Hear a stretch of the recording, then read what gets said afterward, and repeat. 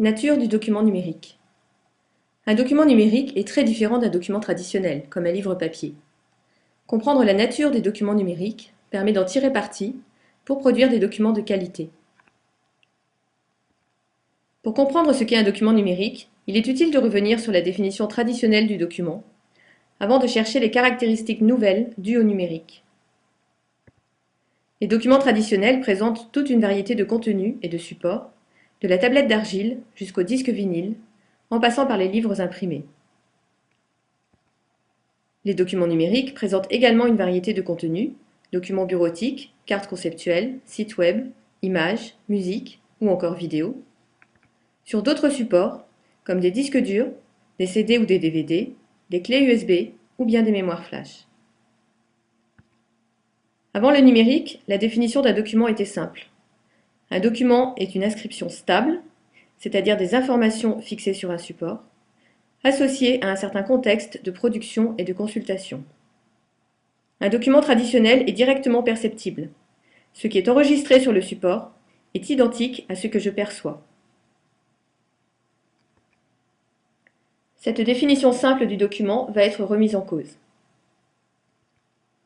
Un premier changement a lieu avec les contenus fixés sur des supports technologiques, par exemple la musique et les films, qui nécessitent un dispositif technique de lecture, lecteur de disque ou projecteur. Dans ce cas, le format d'enregistrement des données sur le support diffère du format de restitution, qui est perceptible et compréhensible par les humains, les sons ou les images animées. Le dispositif de lecture reconstruit le document à partir des données stockées. Cependant, ces documents, qualifiés d'analogiques, constituent une représentation fidèle de l'information stockée, pas de variante possible.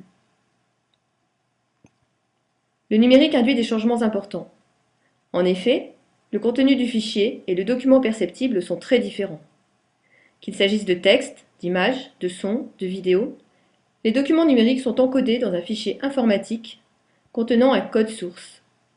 Le code source est exprimé en codage binaire, suite de 0 et de 1, compréhensible par le microprocesseur.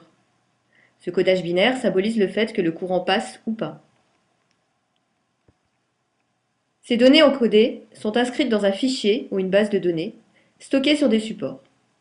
Pour consulter le document, on doit utiliser un logiciel capable de calculer, à partir des données encodées, une restitution du document, ce qu'on voit à l'écran, ce qu'on entend ou ce qu'on imprime. Ainsi, un document de traitement de texte est une restitution à l'écran, calculée par un logiciel bureautique, à partir d'un fichier source, écrit dans un langage structuré nommé XML. De même, une page web est une restitution à l'écran, calculée par un navigateur web, à partir d'un fichier source écrit en langage HTML et, éventuellement, d'images ou autres médias. De plus, suivant le dispositif de visualisation choisi, on perçoit des variantes d'un même document. La restitution peut dépendre du logiciel et de la taille de l'écran. Les 3 étapes de l'histoire du document peuvent être résumées ainsi.